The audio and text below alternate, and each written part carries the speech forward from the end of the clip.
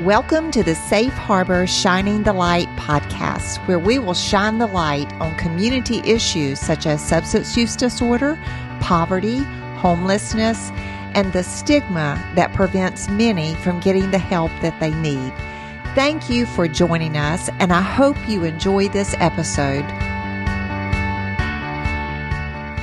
Welcome to Safe Harbor Shining the Light podcast. I'm Sarah Blanton, Director of Development for Safe Harbor of NC. And with me today is Chasta Cole. Chasta is Safe Harbor's volunteer and events coordinator. And also she's a very proud alumni of our Safe Harbor programs. And so welcome, Chasta Cole. Thank you. I'm glad to be here. Yeah, well, I'm so excited that you're here as a guest on our podcast today. And so, Chasta, you came through the program in 2016? 2017, that's yes. right. Yes. That's right. And so, if you don't mind, just give a little intro about how you found out about Safe Harbor and just say a little bit about what programs you participated in and just kind of what's going on now in your life. Okay, so in 2016, I was in a mental institution for a couple months. There, I came to realize that I needed help. My aunt connected me with an application.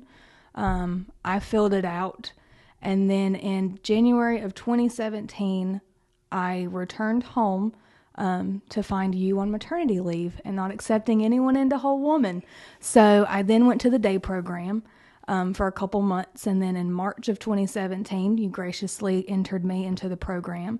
From there, I did the whole year, transitioned to Greenleaf in 2018, and then left Greenleaf on Good Friday of 2019.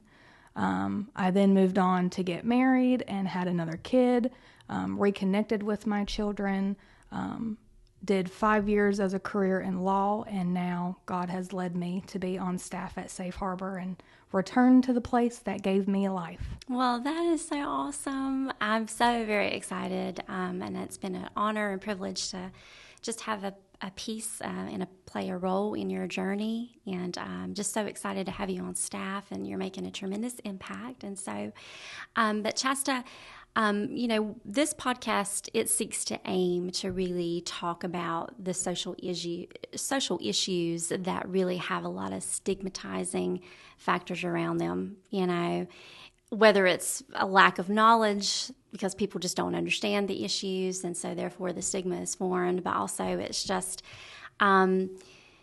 it's very challenging for people to talk about issues that they're experiencing, for one, but it's even more challenging to ask for help for these issues. And so that's what this episode we're going to focus on, about why it is so challenging to ask for help and just some of the stigmatizing factors around that. So something that I know about you is that you have a degree in psychology. Yes, I do. And so you have both a personal perspective in regards to experiencing ups and downs with mental health, and you have a working understanding of that from a personal place, but also from a professional setting.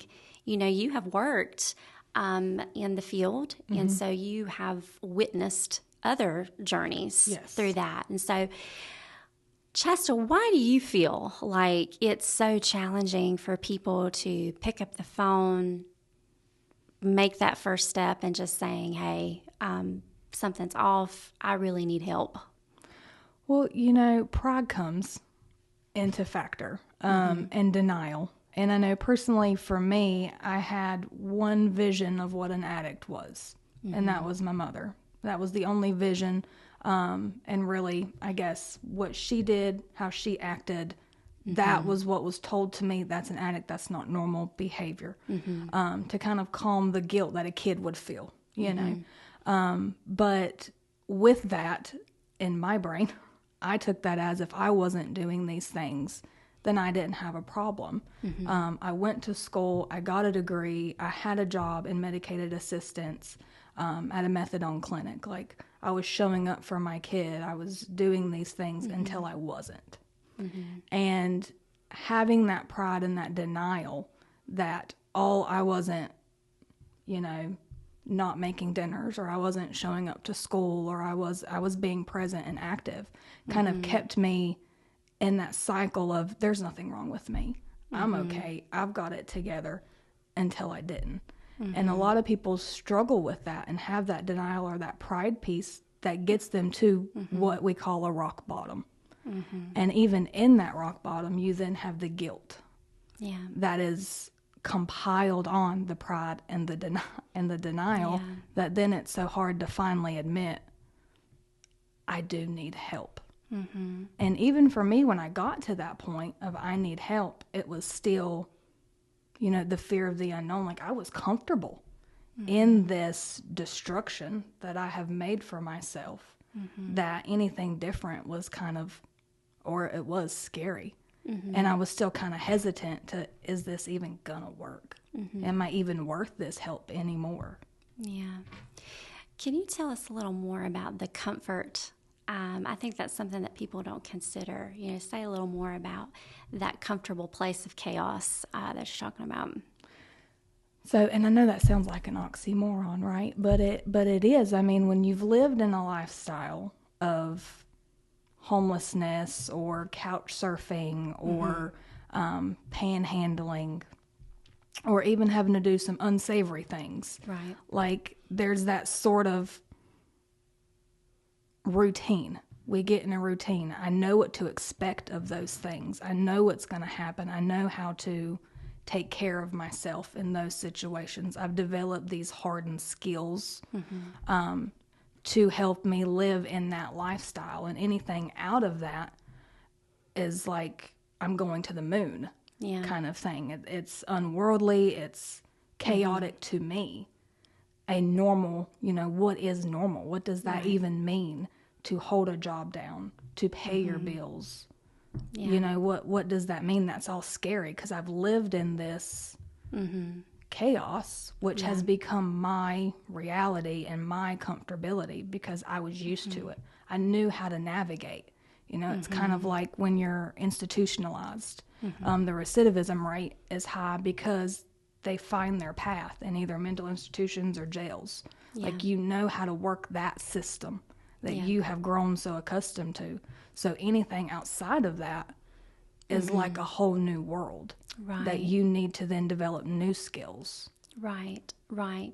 And for you in your particular journey, I recall that you started your programming at Safe Harbor. You were 24, 25 years old? Yes, something like that. And, if you think about that, technically our brains don't even develop fully until we're around that age. So I am sure. How old were you when you first tried 9. any drugs? 9 years old. So from 9 years old to 25 years old of age, that's, you have adapted to, you are accustomed to, like you said, you understand, even though it is chaos, you understand how to navigate it. Yeah, it was my chaos. It was your chaos. And so I could imagine being the age of 25 and having to walk into a situation where, one, it's a year-long program, and 2, you don't know anybody, and 3, you're pretty much having to change everything about your life. Yes, and it was all women. And it's all... Yes, girl. It's all women. Communal living. Yes, it is communal living. And I think even though, like I can walk through our program, the facility's beautiful. I know the staff are great. I know the curriculum's great. It's a great experience. But I imagine that it is just terrifying. It would be terrifying for someone to come in. And although this environment is so awesome, and I believe that women experience peace and freedom, after a few days when they get in, and I know they feel loved, but you had said something about, like, the thought, there's a desire to have a different kind of life, but I imagine that some people just are not sure that that's even possible for them. Yeah. 1, because they've never really experienced. 2, like you said, because of the guilt that they feel they don't feel worthy. Mm-hmm. I mean, and that's really what it was for me. And I grew up in church. Mm-hmm. My aunt took me to every Sunday school, every Bible class, every Awana, church camp. Like, through my childhood, I was enthralled in it. You know, you went to church Wednesday, you went to church Sunday, you went to church Sunday night. Like, it was boom, boom, boom. And some of that, you know, of my own accord kind of played into that guilt, because it was like, I didn't understand what true forgiveness of God was. I didn't understand who God really was and who I really was in God. Because to me, he was the pointing the finger, like, how could you do this? You knew better. You know, and that's how I felt like everyone was going to receive me. Mm-hmm. And it wasn't like that. I mean, I can remember, like, I hadn't spoken to my aunt in months. And when I had my realization and I finally got the strength up to call her, she was just overjoyed. You know, it's kind of like the prodigal son story. Like, there was no negativities, no nothing. It was just, I'm so happy you're alive, because I had been calling police to try and find your body, because we haven't heard from you. And contacting everyone and anyone she could think of from my last known place of where I was at. And that just kind of gave me another gumption to keep going, you know, that unconditional love, that it wasn't, she had her thoughts about it, and it wasn't like I was going to get off the hook for everything. But in that moment, she welcomed me with open arms. And then going through Whole Woman, and there's a class in there that beautiful Corey and Lori teach, and it learns about who God is and who he actually, you know, what forgiveness is and what the truth of God is. And that, understanding that kind of like shined a whole, no pun intended, shined a whole light on the situation. Because, you know, even if you grow up in church, you don't fully grasp it. Right. You know, or to some degree. Oh, yeah, and our brains aren't. I mean, we're developing at such a young age, and seeds are definitely planted. They're definitely planted, but based on what's modeled before us through people, that also shapes our perception of who God is. You know, I think children, you know, no one can fully wrap their brains around, you know, an omnipresent, sovereign creator of the universe. Right? I mean, we can see humans in front of us. And that's, you know, how we shape reality, you know, for ourselves. And so when it's inconsistent or there's trauma, it just skews it. It skews it. And so I have spoken with so many women that they desire the help, but they don't know where to start. And so much of that is that they, it's the self-loathing, even when you bring people in the picture that have had long-term recovery that could speak into their lives, it gives them hope, but there's still that period of ambivalence where they've got to lay some stuff down and accept and receive this love and this truth. And that's, I think people, even women that come through the Whole Woman program, there's quite a few months that go by where they're still very much in that place of, I'm learning these truths, I am learning skills, I'm developing relationships, but I still don't know if this is going to stick. Yeah. It's like I'm putting my toe in the water. I'm putting my toe in the water. I'm testing it out. And I think a lot of people kind of stay in that space. If it's a 30-day program, a 90-day program, I think they're still in that place of ambivalence, and they're weighing things out and they're contemplating. And that's why I appreciate programming that is long-term, but also you talked about moving on to our Greenleaf program, which is Safe Harbor's transitional program, and that was an additional layer of support where you still needed people to pour into you to speak that truth. Right, but it allowed a little bit more freedom to understand what living life on my own again would be. Yeah. Once, because when you're in the Whole Woman, you're monitored 24/7.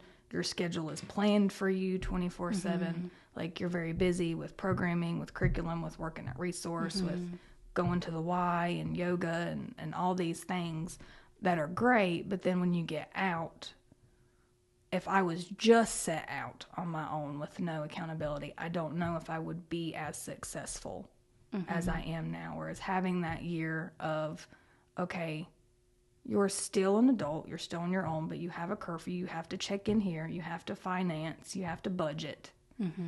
Those things really help set up.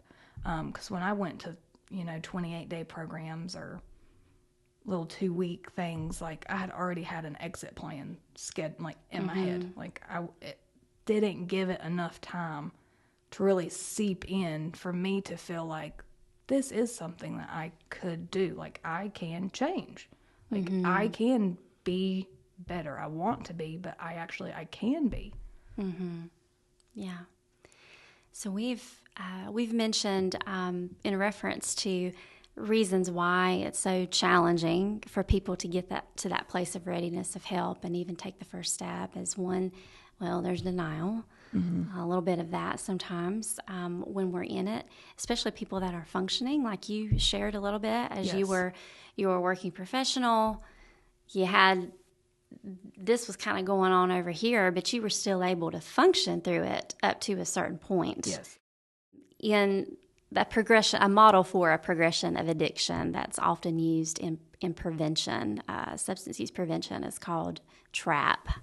And so the T stands for trial, like the first time someone would use a substance. And then the R stands for recreation, like you're using for fun. This is fun. I'm with people. Party time. Hey, party time. Yeah. The A is abuse/addiction. And the whole point with that is that people don't really know when they cross that line. It's a very fine line between the two. And then the P is pinned down. So there are a lot of functioning people that have addictions that aren't aware because the rock bottom hasn't happened, or maybe it's not even noticeable yet, but then they get to this pinned down place and it just all goes. Yeah. And then because I know for me it was in a matter of like 3 months and I had lost everything. Yeah. Job, wrecked a car. Yeah. Didn't get to see my kid. Had, nowhere to go kind of thing in 3 months. Like, it went from using my whole life to bam. It's a slow fade, but when you get to that P, it hits hard. And I think that people are at such a place of desolation spiritually, and hopelessness, that it just climbing out of that hole, I think seems like... and I think a stigma around that is you should be strong enough to get yourself out of the hole. Well, I think that's a lie. Yeah. I think that is a lie because addiction in particular isolates people. It starts out in a community because you're using with friends recreationally. Yeah. But then you start using by yourself.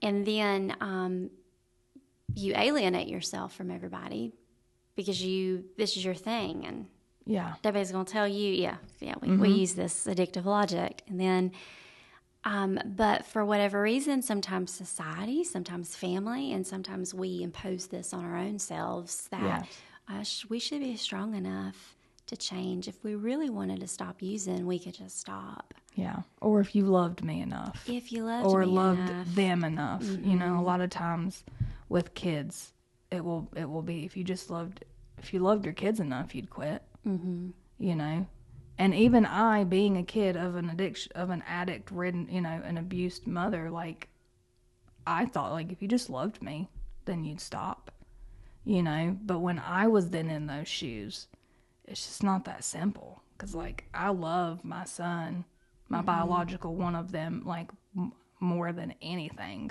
You know, I love all my kids, but at that time, like, he was my only one, and I did.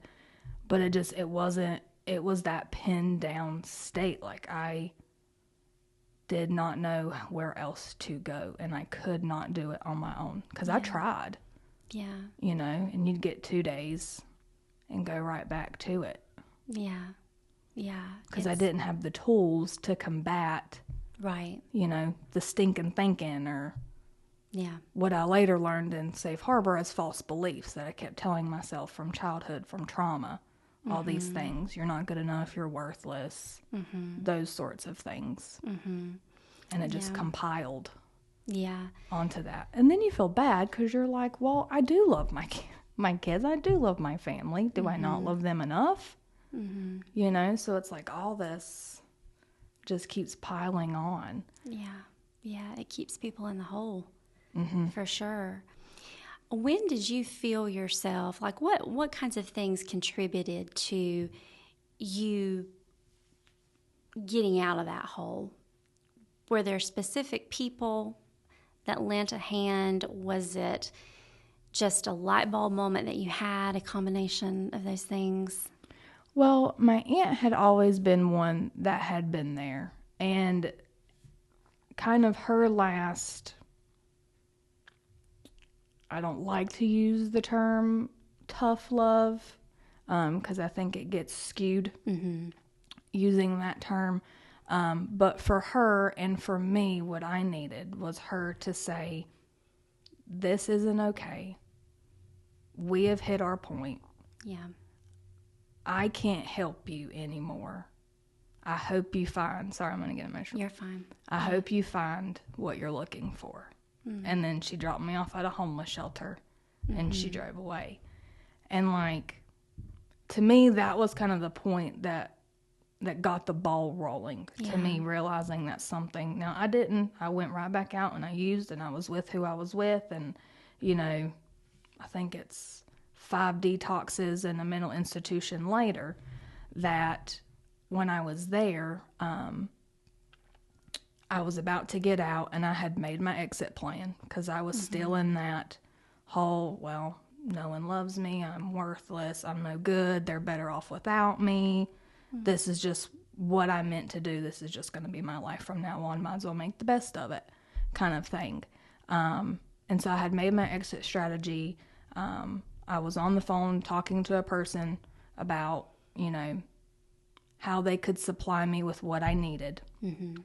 And then, you know, through that conversation, a very toxic thing was said, and it just clicked. It, like, I had this kind of like, kind of moment, like I could feel it. And I just, like, I came back to reality, and I was like, I said some explicit language back to their request, and I was like, no, I can't do this. Yeah. And so I went to the tech, and I had been there for like 4 months, so I had made real good friends with the techs, and I was like, I cannot go. Yeah, so you told them, like, I was like, I can't go back to Wilmington. Like, don't let me go. Okay. And they had already had a bed at the Salvation Army there for me. Like, the bus was already ready to go the next morning. Like, my stuff was packed. And I was like, I can't go. They're like, well, you're already set. They're like, we can pray. And I was like, whatever. Yeah. Because I ain't going. That's just where I was. I was like, if that's what you need to do, great. You can pray. I'll stand here. And so they said a little prayer, and I went to bed. And when I got up the next morning, a tech came in, and she said, they gave your bed away last night. You're not leaving because you have nowhere to go now. Oh, wow. That prayer worked, huh? And so, yeah, I didn't see it then, but I mean, prayer is powerful, and it's throughout my whole story. And that kind of was like, okay, I need to make steps. And the next step was calling my aunt and then calling my son and his dad, who I haven't talked to in a while, and telling everyone, like, this is where I'm at. This is where my mindset's at. I'm ready, but I'm still hesitant. Yeah. Like, I'm still, don't know if it's going to work. I'm Yeah. not going to make any promises. Yeah. But I realize that there's an issue, and I realize that I don't want to go back to that anymore. I can't. Because if I would have went back, I would have died. Yeah. I've had folks tell me, you've got to learn how to hate it. You got to hate the life. Yeah. Because for so long, I mean, I loved it. you glamorize it in a Yeah. sense, because that is for a certain point, you know, for a certain time span, it met a need Yeah. in your life, you know. And again, like, we're at that pinned down place before we even see it. Other people see it before we do. But then it's like, it sounds like you're just like, okay, well, my life is just going to be chaos. But then when this other person was like, gave you a glimpse, I guess, of the chaos that could potentially continue, you were like, I can't do this anymore. Yeah. It became more exhausting than It just was than like fun. That's what we yeah. tell ourselves anyway. Yeah. And I mean, even when you hate it, there's still that point when you use that the love comes back, you know, that you get something. It's like a relationship. It's a very With the toxic substance, yeah. relationship, Yeah. you know, and I had a history of toxic relationships. So that was just one of them. And it's like, I couldn't give Yeah. that up. Yeah. You know, it like defined who I was Right. in a way. And without it, I didn't know who I was. Yeah. 'Cause I kind of morphed into that. I am an addict. This is all I'm ever going to be. Might as well just make the best of it. But there's more to me that I didn't know and that I didn't realize. And so I'm thankful for that situation and the time I spent there, and, you know, because it got me to that place. And everyone's rock bottom is different, but that's what mine had to be like, nope, not gonna do that. When, you know, what was it like coming through a process like a long-term residential setting? I mean, I feel free to speak. There's no perfect program, and there's up, downs, and all arounds with the process. But what were some of the highlights for you going through? Like, what were some? Because we talked about, like, when you first come in the door, even if it's a great environment, and even if it's a supportive environment, that addictive logic is still kicking in. So you're thinking about jumping out the window about every other minute for the first few days. I mean, it's a struggle. And so, but when did you find yourself kind of like, okay, it's different, but I can do this one day at a time? What was that like for you? It was probably a couple months in. You know, I mean, I think it takes time to get adjusted to that. And my situation was different because we came in and it was kind of a full house, and then everyone graduated, and then it was just me and another girl. And it was us two for a very long time. And I was not the most pleasant of people. I was very, I mean, I wasn't mean, but I was guarded. I was very guarded. I was very hard-hearted. You know, I was willing till the cows come home. But I was still had that kind of, I don't know if this is really for me kind of thing. And then that other girl was so happy that I didn't understand. I thought something was wrong with her, you know, because she was way too happy for her own good.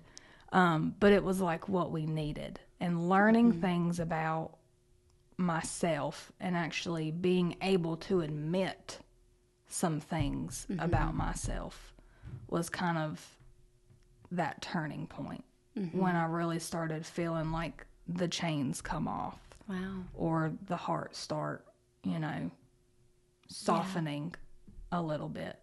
And actually reading Redeeming Love, because that was one of the required readings. That's a good one. It kind of, it really gave me hope. Like, this is something. Like, he can redeem, you know, and if he can redeem that, or if he can, you know, and I knew about the apostles because I grew up in church, and like Paul's one of my favorites, and I was like, if he can redeem Paul, then he got something for me, because he killed people, Like he was a murderer. And that's good. Very insightful of you. I mean, I think, God, he has used people that have gone through some struggles. Because I'm I think he knows that, like we got the people that say they're like the doubting Thomas, but I'm a very analytical person. I've got to see things. I've got to test it, put my hands in it, weigh it out. And, he knows that about me. And we watched, what was that movie that we watched about that guy who was trying to prove that Jesus was not real, but Case for Christ. Yes. And we watched that in the house. That's good. And that just...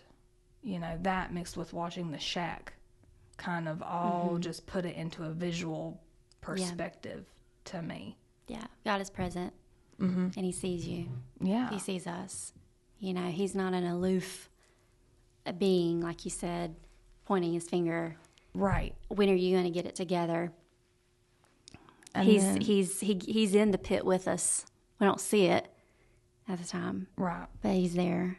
Because then it's always the after, like I can look back and see where he was through every step of my journey. But in it, I was, where are you? That crying out. Sure. Just desperation. But then when you get on the other side of it, you can see exactly where he was. Because he was in my fire, and he never left my fire. And then I remember one... I don't know if you would call it an activity or a whatever that we did with the girl with the teddy bear. Because, the visual of the visual of the Christ. girl with the teddy bear. So it was like, she had this tiny teddy bear that she was just gripping on. It was just the one thing that she couldn't let go, and she wasn't going to give it to Jesus. But what she didn't see is him having this like huge giganto bear that you would win at the fair. Yeah. It's like 5 feet tall and huge, that he's just waiting to give her if she would just release that one little thing. I think release is a great word, instead of tough love, because I agree. I think there's some stigmatizing things and misconceptions around that, but I feel like your aunt had to release you. Yeah. That was a part of her journey, because it became toxic for her, I imagine. It did. And, I'm sure she had to come to a place, if you're a nurturer, I mean, it's our responsibility to guide and help our children, and she really has been like a mother figure for you. And so, oh goodness, that's hard to surrender our loved ones to the Lord, but I'm sure that she come to a place where like she just had to release you. But it's so interesting that the things...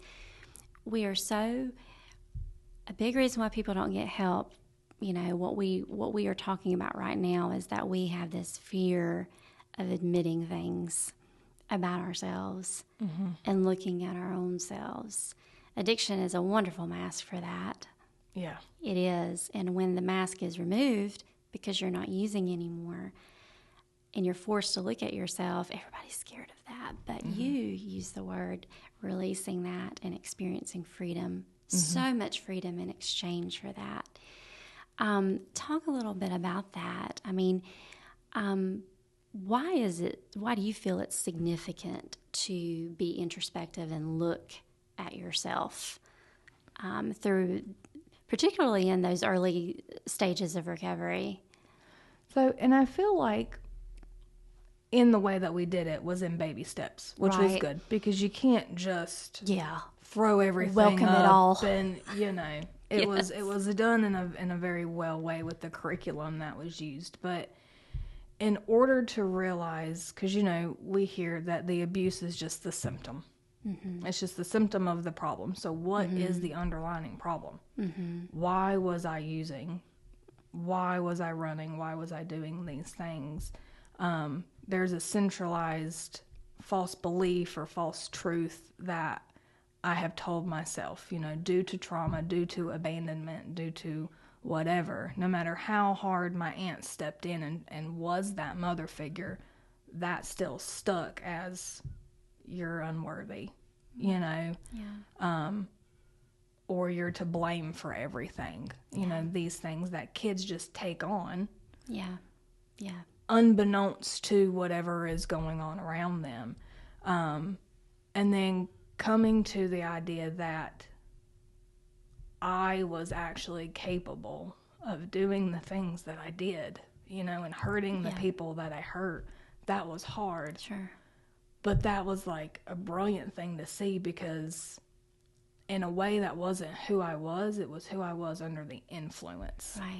Right. It wasn't me. And it kind of brings me back to, me and my husband have been reading in Romans, I believe it's chapter 7, where Paul is talking about, you know, when I sin, it's not me that's doing it. It's the sin in me that is causing me to sin. And I know that I am in the light. And so when it is not me doing it, it's the sin inside me doing it. Mm-hmm. And so it was like, not to put a Band-Aid on it or not to put an excuse on it, but to realize that in who I really am as a person, I am not that evil, vindictive, hurtful, liar, thief, cheater, whatever acronyms you want to put for that person that's with substance abuse and active addiction, doing the things. Yes, I did those. And you know, admitting that to myself was a big thing. Sure. But being able to realize that that's not who I am, that's what I did, was like a game changer. Sure. Because we take all of our actions and we make them a part of our identity, instead of stepping aside and being like, I did this because of this, so I need to change this so I don't do that anymore, because that's not who I want to be. Right. Wow. I'm so grateful for the opportunity to, again, just allow women to have the time to do that, because like you said, it is a process. It's such a process for the individual, and just giving one another the grace and permission to have the process, you know, is so key to that, because you're just having to rewire and like get rid of so much negative mental tape that's been in there for so long. And then there's accepting what's happened, forgiving yourself for that. Yeah, which is a biggie. And then replacing that negative mental tape with truth. It takes a long time. It does take a long time. And the thing I like to, and it's funny because I didn't really like it at the beginning, because I was hard-hearted and I didn't really like people, was that with all the volunteers and all the staff, like, they just let me be where I was. And they kept showing up. Yeah. You know, like, they never expected anything from me. They didn't want anything in return. They were just there to show God's love. And that was a game changer for me, because living in that lifestyle and experiencing what I experienced, that was not the case. Like, it's a very transactional lifestyle that you live. Yeah. And this was not that. It was people wanting to be in your life if you allow them to be. Wanting to just bring you a meal, wanting to give you a Bible, wanting to buy you a bathing suit. You know, it was just the little things that people were just showing their love for somebody. And it kind of then changes your mindset to, I am likable. You know, I can have friends. Like, there are good people out here. I can let people in. I can let people in. Yeah. And they won't run for the hills. Right. When I let them in. Right. You know, or take advantage of that. Yeah, people, they have to experience a benefit of the change before they fully will commit to the change. Yeah. I mean, I had to. Yeah. And I think when my son's father was buying in more to my change, and when I was getting to see my son more, then I think that's when I really barreled into it. Sure. Because then I was seeing that, yes, you're seeing results. I was seeing results, and it was something. And my first, going into it wasn't to get results. And that needed to be really important for me because I had tried to get clean many times just for this, just to see Luca, just to do this. And then when that didn't fall through, I would go right back to using again. I see, yeah. But there were times in the program when my visitation was refused. And I had that security to be able to go punch a dumpster if I needed to, come back and evaluate that in a house meeting, and then talk to people about it. I didn't go use because of that, and I wasn't going to give up because of that. So that was very important to me, but seeing them really see it in me helped me keep going. Right. Wow. Does it get easier to ask for help? No. Why? Let's talk a little about that, because I do want to spend some time on that. My observations, particularly with folks, you talked about, there was chaos in your life, but yet your aunt really helped provide a foundation for you. Vacation Bible school, going to church. Me, I've been in church my entire life, but I am often kind of taken aback by people that believe in Christ and follow Him and have been in church, but something happens in their life. We just kind of walk around like everything's okay dandy. And everything's supposed to be okay. And if it's not okay, I think a stigma around that is that something's not right with or something's off with our relationship with God. Right. And I just think we got to stop doing that, because that fear of the judgment keeps God in this very distant, aloof, unreached, unattainable place when He's right here. Yeah. He's never left. And He gets the mess. He knows how to handle it, but we just want to. Yeah. Don't look at it. Why do we do that? Well, I think for me, and it takes a lot for me to admit this, but it's pride. Yeah, it is. It's pride, and it's, it's self-reliance. And that is one thing that it's some of these characteristic traits, like self-reliance, I hold very, I'm a self-reliant person. That means a lot to me to be self-reliant and independent. But at the same time, too much of that can be on the negative downswing, because I won't allow someone else to bless me because I want to do it on my own, or I'm fearful of the judgment that you may put on me because I'm struggling, what have it be, financially or, whatever. It's just that pride and that, our inability to be humble enough to allow someone to bless us. Yeah. And allow someone into our mess to speak truth into us. Or admit that we might have to change something. God forbid we have to change something about our behavior. Yeah.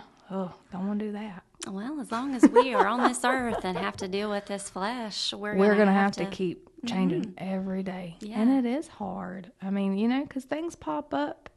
And then I feel like, too, especially with me, coming from what I've come from, and then I feel like if I struggle now, that it looks like to people that I'm back in active addiction. I could see for sure how that could just weigh heavy on someone's mind that's in recovery. Because my husband had said something to me the other night, and we both getting over this cold, and he's got the man flu, and we were in church, and he was not feeling good, and he's like, "Do you think people thought we were on drugs?" And I was like, "No, that thought never really crossed my mind, because I know I'm not. But why would you think that?" He's like, "Because I was just so tired, and I was I was blowing my nose. We were coughing. We didn't sleep good." And I was like, "No, I didn't think of that." And I was like, "Why did you think of that?" Yes. And then I start looking back, and I was like, "Well, why have I not asked for some help in some areas? Is it because I feel like people are going to think, oh, well, what are you doing now? I see. What are you doing now? Why are you struggling?" Yeah. And it's just like light bulb comes off. Wow. That it's that we still have that, even though we're 8 to 10 years removed from it. Yeah. It's just another way that Satan attacks your mind just to keep you bound. Yeah. It makes me think of those games like at Chuck E. Cheese. You have the little hammer. Oh, the whack-a-mole. And you pop the little things when they come up. Yeah. Because they do, like those false beliefs and those negative thoughts that pop up. And you just, but like you said, pow. You have tools. We have to bring ourselves back to that place of clarity and reality and never forget that freedom that was experienced when we came into this self-realization. Like, yeah, I'm forgiven. It's covered in the blood of Jesus. His mercies are renewed every morning, and keep it moving. Yeah. Keep it moving. Yeah, keep going. Wow.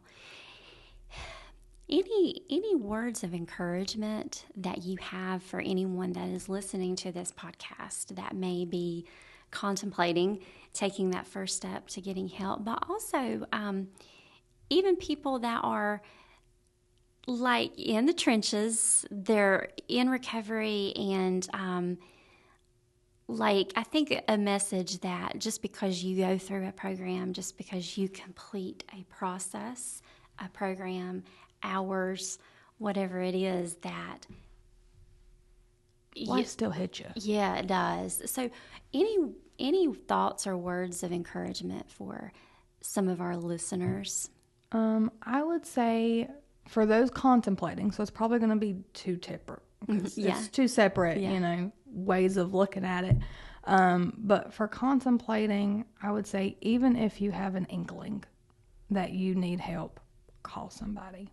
There's tons of resources, and Safe Harbor has a whole list of different resources. Right. If you're not into, Christ-based or whatever, because sometimes, for me, even though I grew up in church, I was like, I don't know, but I'll try it. Because that's just where I was at, but you have to be at that point. But no matter what, just keep trying. Even if you try and you call and a bed is full and you mess up that night, keep trying again. Yeah. Like, don't let the mess ups take you away from your blessing to yourself. A lot of times we can do that, myself included. Like, I will try, don't work out. Oh, I just went back and did this. Oh, well, like, it's all for nothing now, the whole sky is falling. And then I would say, for people in recovery, completing a program, going through a program, no matter what, like, I had this, I was pretty aware that life was going to hit me, but I still had this kind of bubble-esque view of I'm going to be protected forever kind of feel. And that just isn't really the case, in the sense that life is going to touch you no matter where you're at. I mean, it touches you in the program. You have a little bit more fallback. But it's going to touch you no matter where you go. And like, life has not stopped from hitting me since getting out. And through that, I have, we all make mistakes. We all do some things great. I have let my social network go away, and I have realized recently that needs to boost back up, because the support is everything. If you do not have a core group of people, and it doesn't have to be 15, 20, it can be 2 or 3, but it just has to be people that can speak life into you and that you can go to when you need advice or, anything. Right. So to have that is what's going to make life's trials even better, and connecting more.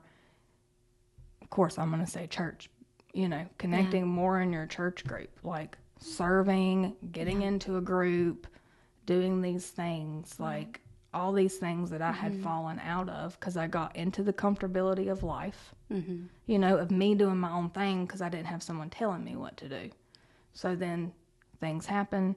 And COVID really screwed it up for all of us. Yeah. You know, because challenging, yeah. It was challenging, and it isolated everybody. It did, yeah. And it isolated me a lot because I just had my child in February of that year. March it hit, April everything's closed, and you know, for the first year and a half of his life, we stayed in the house because I didn't want him to get sick. And so that really started the whole down spiral of the social connections and the outreach and all those things. And so now, coming out of that, realizing that how important that really is. That connection, the community. Yeah. So I hear you say, have grace for yourself. Yes. Families, extend grace to yourself, but also remember to extend grace for your person, your loved one that's going through this process, because it's up, down, all around. It is. And but also for people that are in recovery and that are fighting that fight, it will continue to extend grace to yourself and other people, but don't forget that connection in your community and having people in your life that will help hold you accountable, you know, and speak truth to you in love. That I couldn't agree more. I think those are very, very important for all people. Yeah. I mean, not just people that are in recovery from substance use. All people. Life hits everybody. It sure does. And we need each other. We need to pray for each other. We need to be encouraging. We need to start serving. Speaking of serving, you know, now, you know, you are in a position where you are helping make that possible for so many people, because you're that point of contact for Safe Harbor, for people to serve and volunteer. And who better to place people? Yeah. You know all about the programs. All the programs. You've participated in all. All but the passage. All but the passage. And I think you have been able to increase, well, one, and so much self-awareness that brings wisdom, you know, and insightfulness, but also so much empathy that you have, not just for people in recovery, but for all people that have a desire to serve, because you know the significance of it. So I'm so proud of you, Chasta Cole, and I'm so grateful that God has allowed you to have this opportunity to join Safe Harbor in a new way as a staff person. And so thank you so much for coming on the Shining the Light podcast. We're going to continue to shine the light. And so give Chasta a call and learn more about some of the exciting volunteer opportunities at Safe Harbor. Thank you so much for listening. Be sure to give us a great rating and share our podcast with those, anyone and all that you know that would benefit from hearing these awesome stories from ladies like Chasta. So thanks so much. Thank you.